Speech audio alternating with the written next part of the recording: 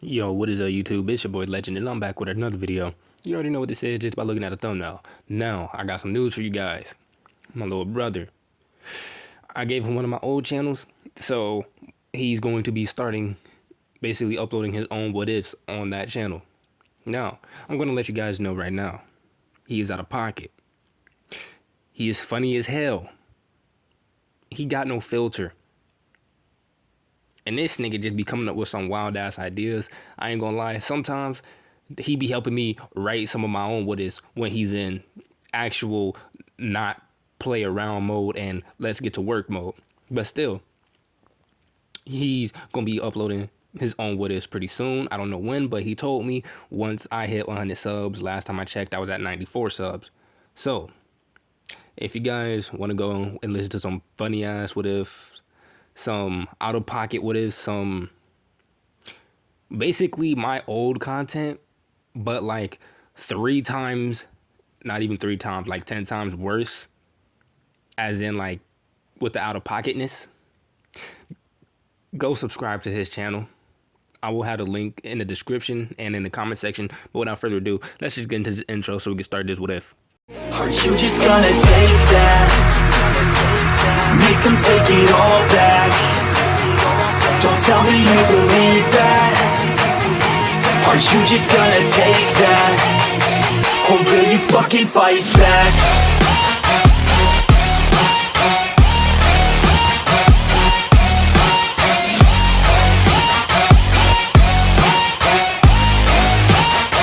Or will you fucking fight back?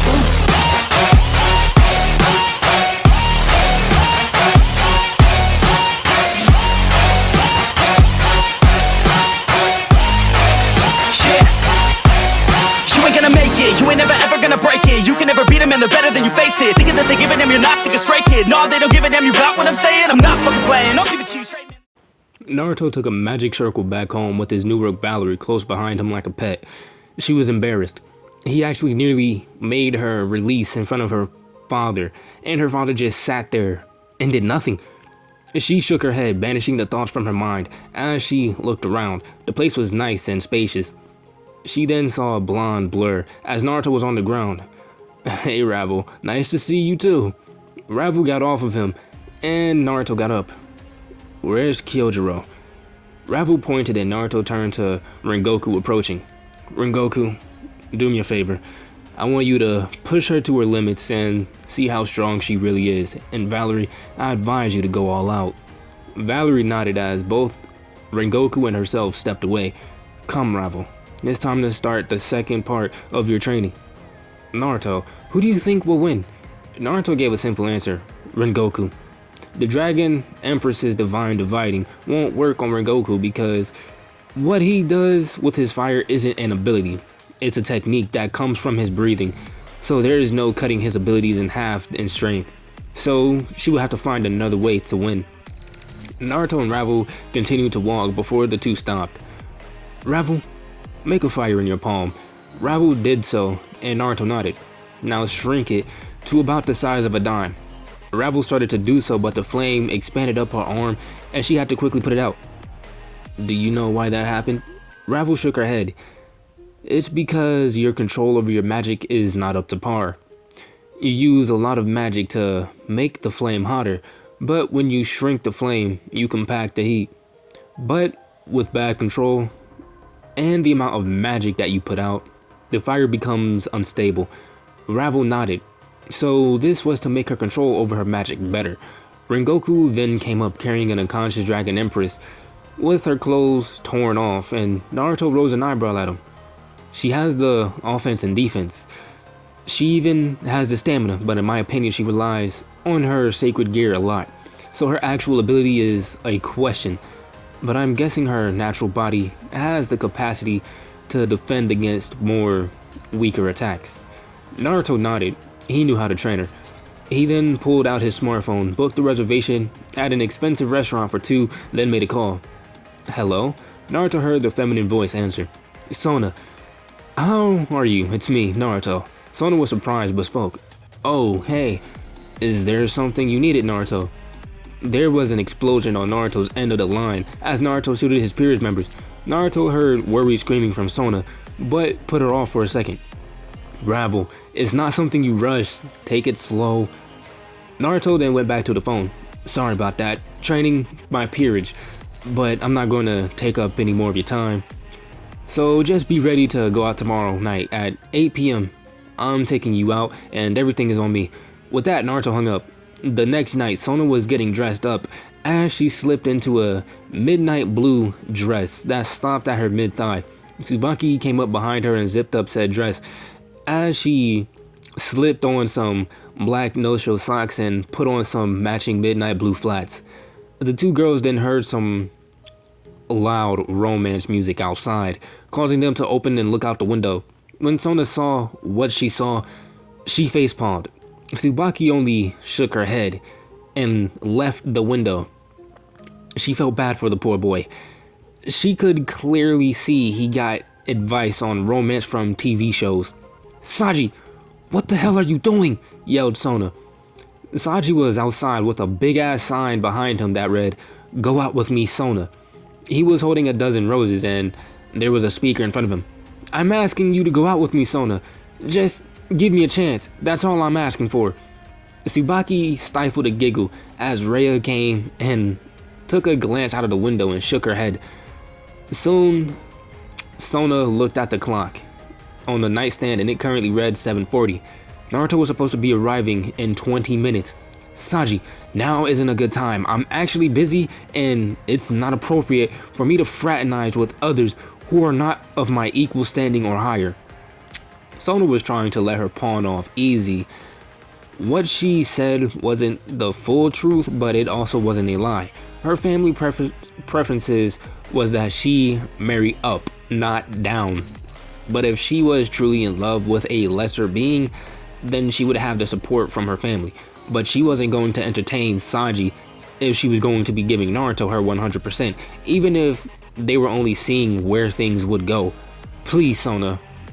It took me so long to work up the courage to even ask you out. Please, just give me a chance.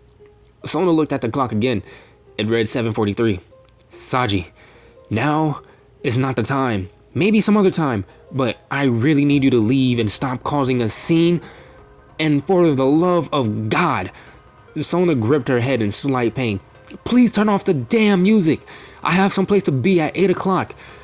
Saji shut the music off and took a closer look at her. She was dressed up and she looked nice, just as Saji was about to pack everything up and leave. As to not aggravate his love interest, a sleek, glossy black Mercedes-Benz G-Class SUV pulled up. It was easily worth almost $250,000. Naruto stepped out of the car and Sona immediately blushed at his appearance. It wasn't basic, but it was stereotypical. Naruto had on a custom-fitted suit. The jacket was black with a white dragon design on the right sleeve that went up to his forearm. All black dress pants with the same design on the back pockets, and all black Stacey Adams dress shoes. He had on a bright white dress shirt that was long sleeved under his jacket with a deep purple tie on that was made from silk.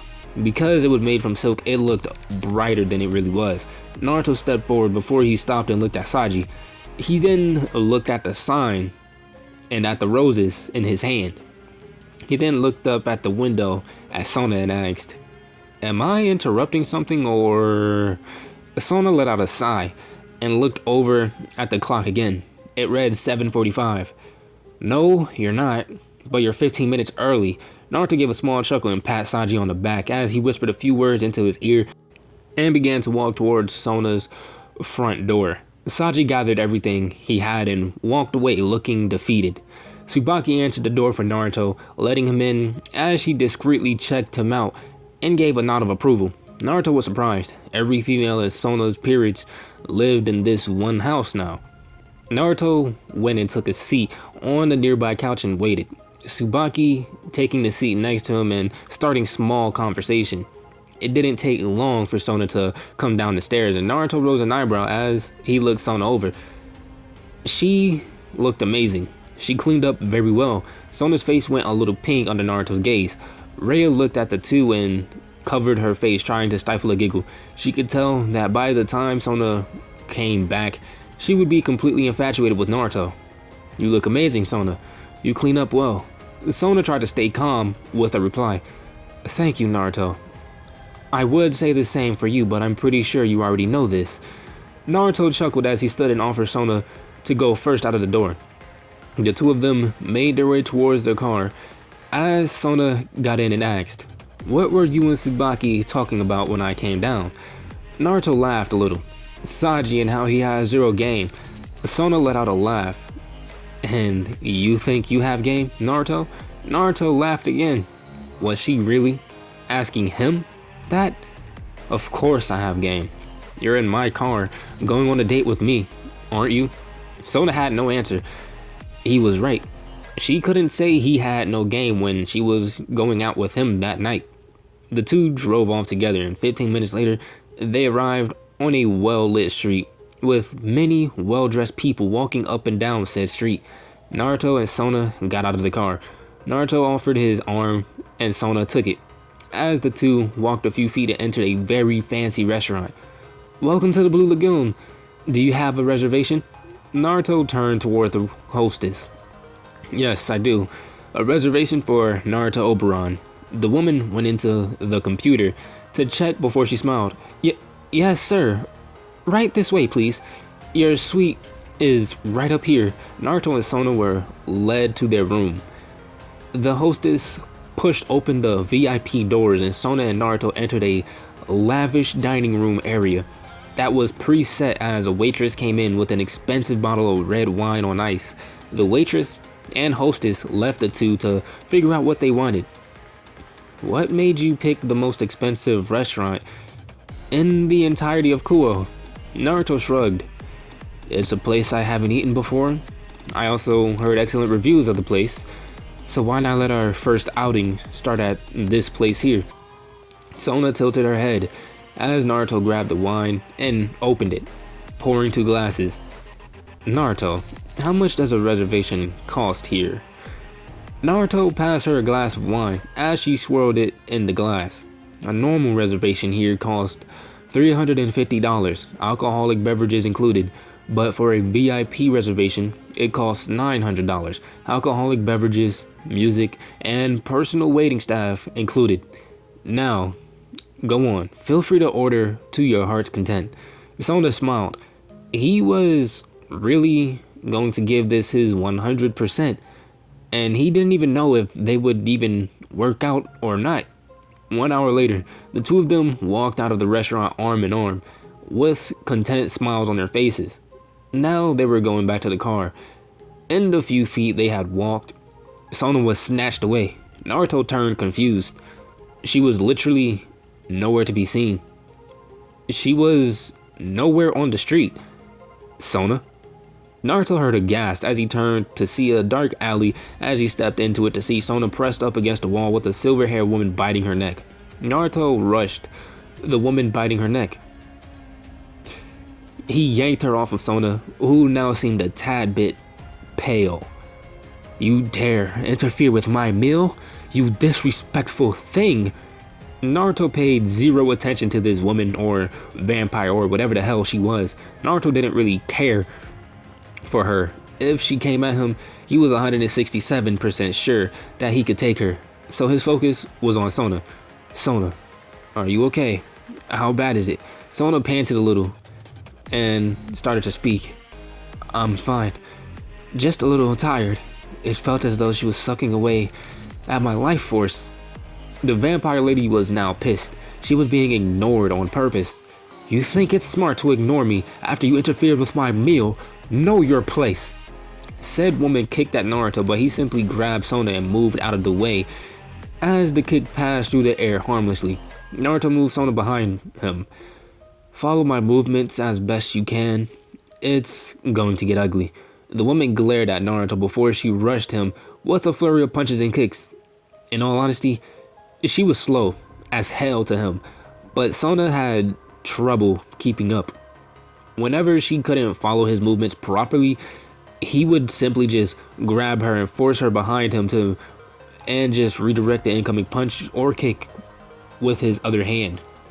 Listen, woman, I don't know what your problem is, and frankly, I don't give a damn, but I'd rather not hit a beautiful woman like yourself and risk dropping her value in the looks department. Said woman kept attacking as Naruto continued to be Sona's shield. Then it happened. Naruto blocked one of her kicks, and his entire sleeve of his suit ripped off. Naruto stopped and looked for a second. This was his favorite custom suit, and she ruined it. The vampire threw another kick, but Naruto grabbed her ankle, stopping the kick in its tracks. Naruto thrust his palm forward, catching her chin, as it snapped her head back as she stumbled backwards. That was for Sona.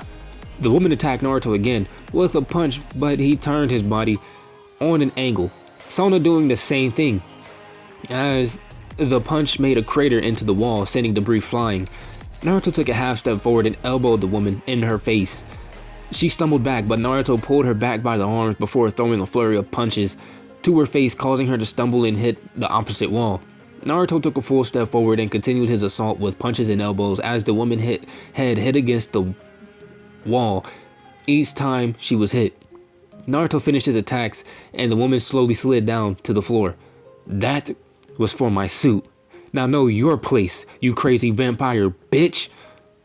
Naruto looked down to see a small cut on the back of his hand. He must have cut himself on the girl's fangs.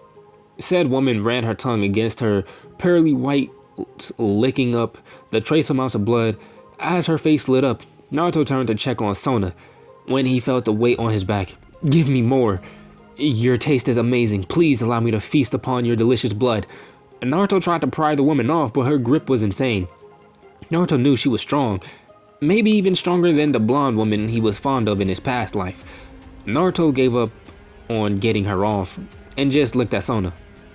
Do you want this girl in your peerage? She seems pretty harmless now.